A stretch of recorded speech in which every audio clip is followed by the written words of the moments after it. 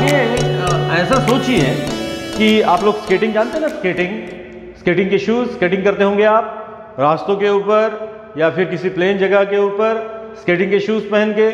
Skating के जो shoes होते हैं ना, आप लोग जानते हैं उसको व्हील्स होते हैं।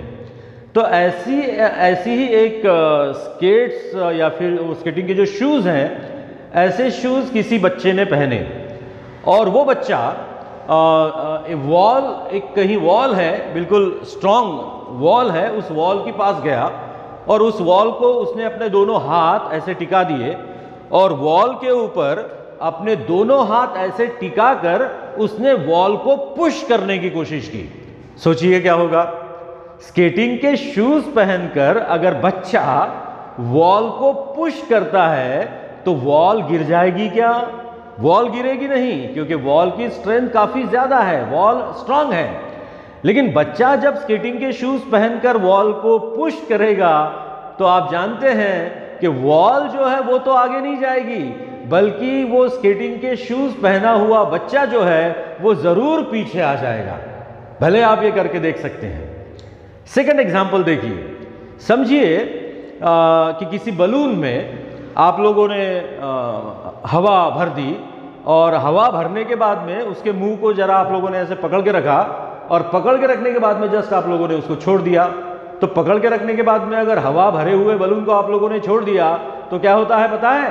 वो बलून जो है वो रैपिडली इधर उधर भागता है तब तक जब तक उसमें से हवा बाहर निकलते रहेगी, और जब हवा कंप्लीटली निकलना बंद हो जाएगी तो वो बलून जो है वो भी अपना नीचे आकर गिर जाएगा। तीसरी बात ये सोचिए कि अगर किसी दीवार पर आप लोगों ने जोर से मारा मुक्का तो दीवार चिल्लाते हुए भाग जाती है क्या? दीवार को लगता है क्या? एक्चुअली दीवार को लगने का जहां तक सवाल है, दीवार जो है वो इनएनिमेटेड है। अब दीवार को लगे ना लगे वो बात अलग हो गई, लेकिन जितना ज्यादा जोरों से आप दीवार के ऊपर मुक्का मारेंगे उतना ही ज्यादा जोरों से आप लोगों को भी लगेगा। राइट। चौथा एग्जाम्पल देखिए। आप लोगों ने देखा होगा रॉकेट को जब प्रोजेक्ट किया जाता है, टीवी के ऊपर देखा होगा, शायद किसी डिस्कवरी चैनल पर प्रोग्राम में देखा होगा। क्या होता है, रॉकेट को जब इग्नाइट करते हैं सैटेलाइट को लॉन्च करने के लिए, तो उसमें से धुआं निकलता है और जब वो धुआं निकलने लगता है तो वो रॉकेट जो है वो अपने आप ऊपर लिफ्ट अप होता चला जाता है। अब इन सब बातों का कंक्लूजन ये है कि जब कोई दो बॉडी एक दूसरे के कांटेक्ट में होती है और एक बॉडी जब दूसरे बॉडी के ऊपर फोर्स एक्सर्ट करती है तो उतना ही फोर्स वो दूसरी बॉडी पहले बॉडी के ऊपर एक्सर्ट करती है। और इसी को न्यूटन इन्होंने अपना तीसरा लॉ बनाया था। उन्होंने भी ऐसे ही कुछ ऑब्जर्वेशंस किए थे और उस ऑब्जर्वेशंस के ऊपर से उन्होंने स्टेट किया था, to every action there is equal and opposite reaction. To every action there is equal and opposite reaction. तो हम ये कह सकते हैं कि अगर ये कोई एक ऑब्जेक्ट है और इसको चिपका हुआ ये दूसरा कोई अगर ऑब्जेक्ट है, अब ये ऑब्जेक्ट लेट से ये पहला ऑब्जेक्ट है और ये दूसरा ऑब्जेक्ट है, ये ऑब्जेक्ट इस ऑब्जेक्ट के ऊपर जितना फोर्स एक्सर्ट करेगा, लेट से हम कहेंगे F1 2, मतलब force exerted by the first object on the second, तो उतना ही फोर्स ये सेकंड ऑब्जेक्ट पहले ऑब्जेक्ट के ऊपर एक्सर्ट करेगा, जिसको हम कहेंगे F21, nothing but the force exerted by the second body on the first. That is the notation. F12 का मतलब है पहले बॉडी ने दूसरे बॉडी के ऊपर एक्सर्ट किया हुआ फोर्स, और F21 ये इंडिकेट करता है कि दूसरे बॉडी ने पहले बॉडी के ऊपर एक्सर्ट किया हुआ फोर्स। और ये दोनों फोर्सेस इक्वल और अपोजिट होते हैं, इसीलिए लिखा जा सकता है कि force exerted by the first body on the second is equals to force exerted by the second body on the first, but the direction of these forces are opposite to each other and therefore we have to write the negative sign. So this is nothing but the mathematical form for the Newton's third law of motion. To every action there is equal and opposite reaction. अब इसी Newton third law के ऊपर से एक बहुत ही interesting बात हम सीखने वाले हैं।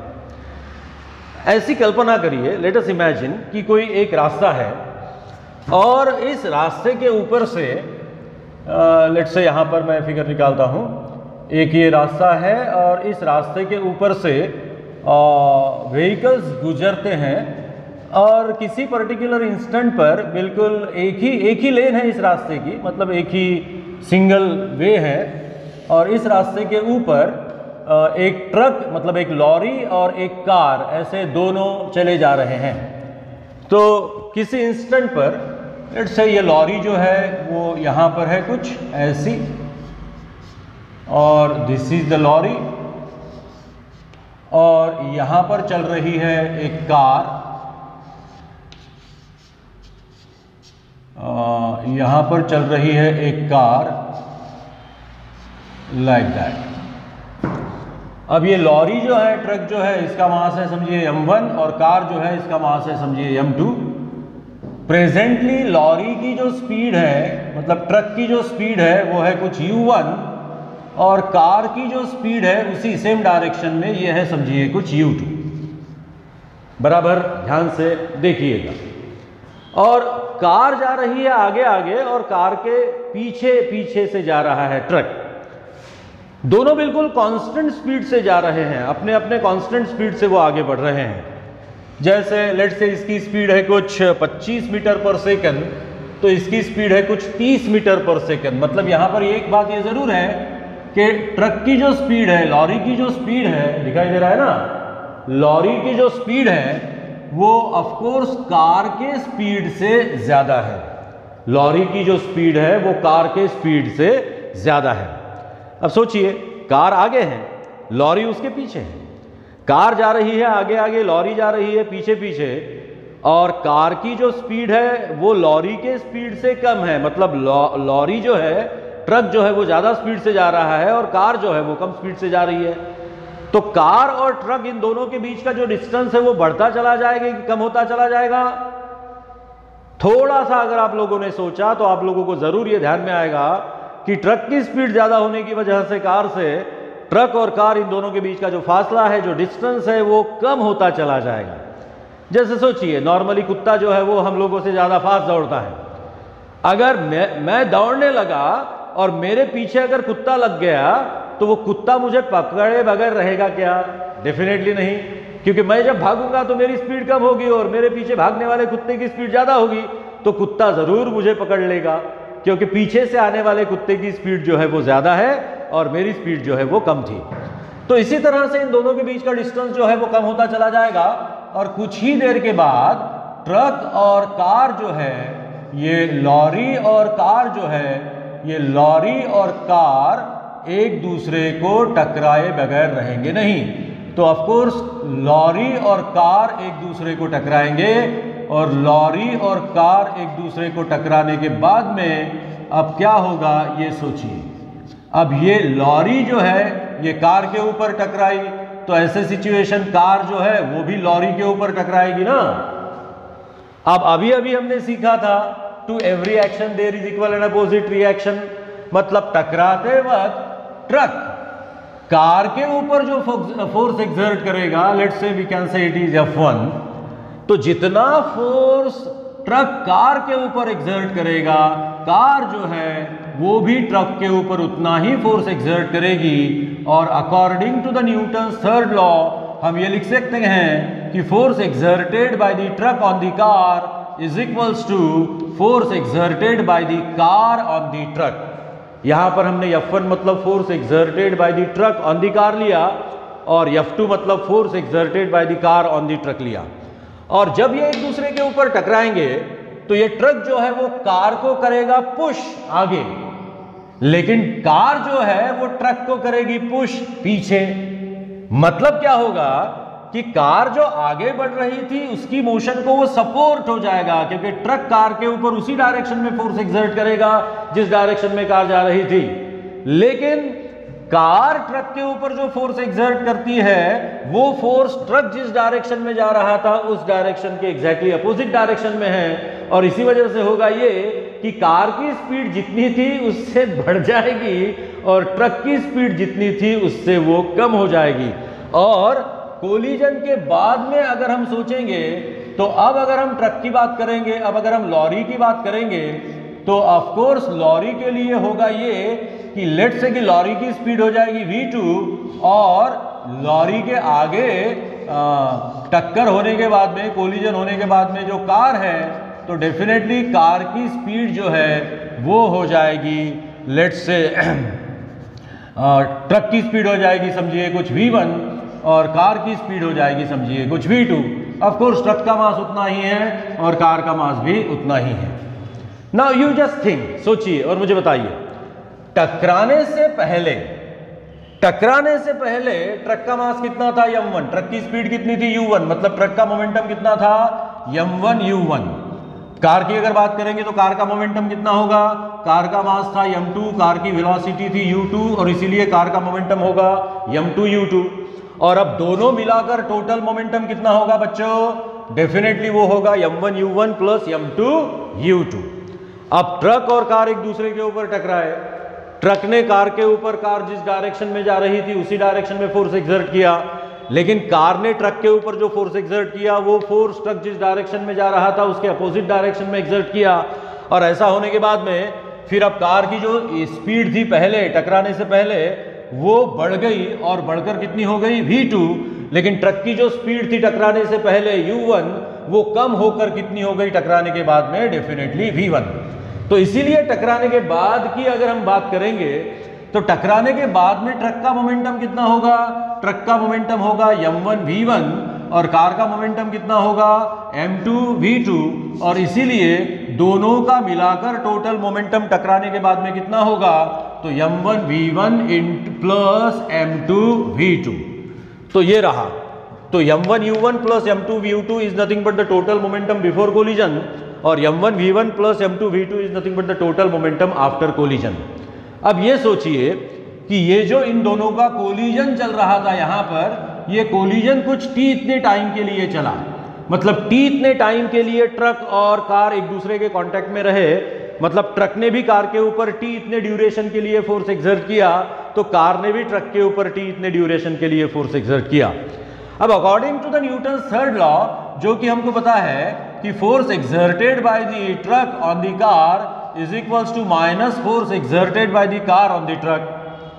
अब force exerted by the truck on the car कितना होगा, डेफिनेटली कार के ऊपर एक्ट होने वाला ये फोर्स है और कार के ऊपर एक्ट होने वाला ये फोर्स है, इसीलिए हमको लिखना पड़ेगा कार का मास इनटू कार का एक्सेलरेशन, क्योंकि वो कार के ऊपर एक्ट होने वाला फोर्स है ना, ट्रक ने कार के ऊपर एक्सर्ट किया हुआ फोर्स है, तो इसीलिए वो फोर्स कार के ऊपर जो एक्ट होगा वो होगा मास of the car into acceleration of the car. आप जानते हैं कि मास ऑफ द कार जो है वो m2 है और एक्सेलरेशन ऑफ द कार जो है उसको हमने a2 अज्यूम किया है। अब इसी तरह से is equals to force exerted by the car on the truck. अब force exerted by the car on the truck, तो ट्रक के ऊपर एक्टिंग फोर्स मतलब होगा ट्रक का मास इनटू ट्रक का एक्सेलरेशन, और ये निगेटिव साइन यहां पर रहेगी बिकॉज फोर्सेस की डायरेक्शंस जो है वो एक दूसरे को अपोजिट है। हमने यहां पर अज्यूम किया है a1 is nothing but the acceleration of the truck and a2 is nothing but the acceleration of the car. तो देखिए कार के ऊपर एक्ट होने वाला फोर्स कितना हुआ, कार के ऊपर एक्ट होने वाला फोर्स कितना हुआ, मास of the car into acceleration of the car, और ट्रक के ऊपर एक्ट होने वाला फोर्स कितना हुआ, मास of the truck into acceleration of the truck. अब इसको आगे सॉल्व करते हैं। ऑफ कोर्स हम लिखेंगे m2 in bracket acceleration of the car. अब एक्सेलरेशन मतलब आप लोगों को पता है कि change in velocity upon time. अब कार के लिए सोचिए, कार का एक्सेलरेशन निकालने के लिए कार की फाइनल वेलोसिटी कितनी है v2 टकराने के बाद, इनिशियल वेलोसिटी टकराने से पहले कितनी थी u2, और इसीलिए चेंज इन वेलोसिटी कितनी होगी v2 माइनस u2, और ये टक्कर कितनी देर के लिए चलती रही, मतलब फोर्स कितनी देर के लिए एक्सर्ट होता रहा t, और इसीलिए कार का जो एक्सेलरेशन होगा वो होगा v2 minus u2 upon t is equals to minus m1 मतलब mass of the truck into acceleration of the truck मतलब change in speed of the truck divided by time.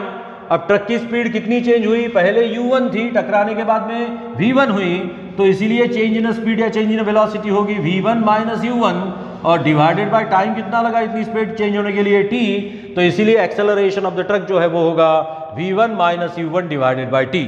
तो चलो इसको आगे सॉल्व करते हैं। अब ये होगा m2 into v2 minus m2 into u2 divided by करना पड़ेगा t इज इक्वल्स टू, इसको अगर आप आगे सॉल्व करेंगे तो माइनस m1 इंटू v1 मतलब माइनस m1 v1, अब माइनस माइनस प्लस हो जाएगा तो प्लस ये हो जाएगा m1 इंटू u1 और डिवाइडेड बाय वंस अगेन हमको करना पड़ेगा t।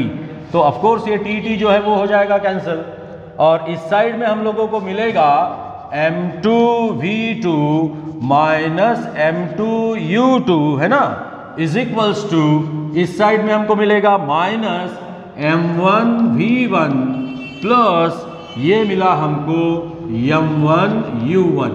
अब आगे सोचिए कि अगर ये माइनस m2u2 आप उधर ले जाएंगे तो हो जाएगा प्लस और माइनस m1v1 अगर आप इधर लाएंगे तो वो भी हो जाएगा प्लस और इसीलिए आप लिख सकते हैं m1v1 प्लस m2v2 ये इज इक्वल्स टू इधर था हमारे पास m1u1 और ये माइनस m2u2 उधर ले जाओगे तो ये हो जाएगा प्लस m2u2। तो अब ये देखिए m1v1 प्लस m2v2 क्या है, m1v1 प्लस m2v2 मतलब है कोलिजन के बाद का मोमेंटम और m1u1 प्लस m2u2 क्या है, m1u1 प्लस m2u2 है कोलिजन के पहले का मोमेंटम और इसीलिए हम ये कह सकते हैं कि जितना मोमेंटम कोलिजन से पहले होता है उतना ही मोमेंटम कोलिजन के बाद में होता है। इसका मतलब अगर सिस्टम में अगर कोई एक्सटर्नल फोर्स एक्ट नहीं हो रहा है तो ऐसे सिचुएशन में सिस्टम का टोटल मोमेंटम जो है वो लॉस नहीं होता और कांस्टेंट होता है।